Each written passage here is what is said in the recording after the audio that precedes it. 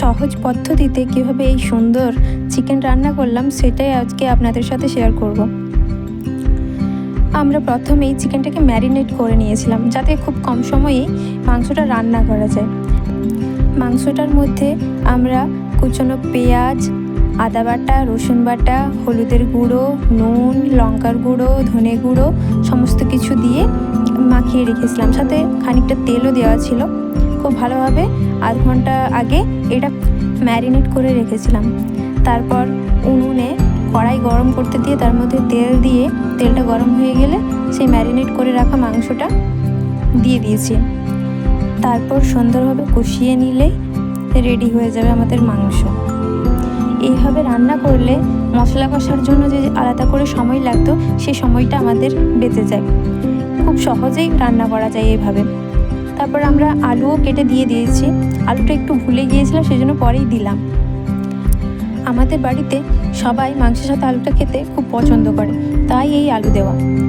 না হলে আলু দিলে দেখা যায় মাংসের কালারটা সেরকম একটা আসে না, কিন্তু আজ বেশ ভালোই কালার হয়েছিল।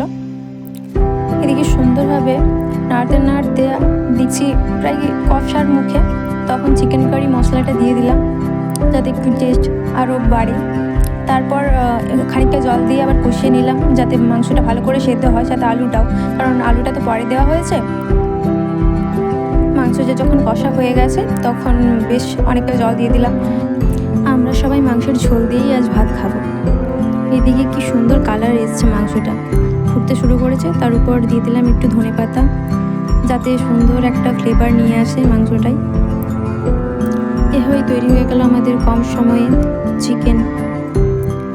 দেখতে যতটা সুন্দর হয়েছিল খেতে ততটাই সুন্দর হয়েছিল। আপনারাও বাড়িতে এইভাবে কম সময়ে চিকেন রান্না করে দেখুন। আশা করছি এই ভিডিওটা আপনাদের খুব কাজে লাগবে। এখানে আমাদের রেডি চিকেন। ভাতের থালা নিয়ে বসে পড়েছি, মাংসর সাথে ভাত। শীতের দুপুর, রোদে বসে খাওয়ার মজাটাই আলাদা। মাংসর সাথে আজ হয়েছিল বাঁধাকপির তরকারি, সাথে ছিল স্যালাড আর চাটনি। তা দিয়ে বেশ জমিয়ে আজকে দুপুরের খাবারটা খেলাম। আপনাদের হাতেও কম সময় থাকলে এইভাবেই চটজলদি মাংস রান্না করে খেয়ে দেখুন, আশা করছি ভালো লাগবে।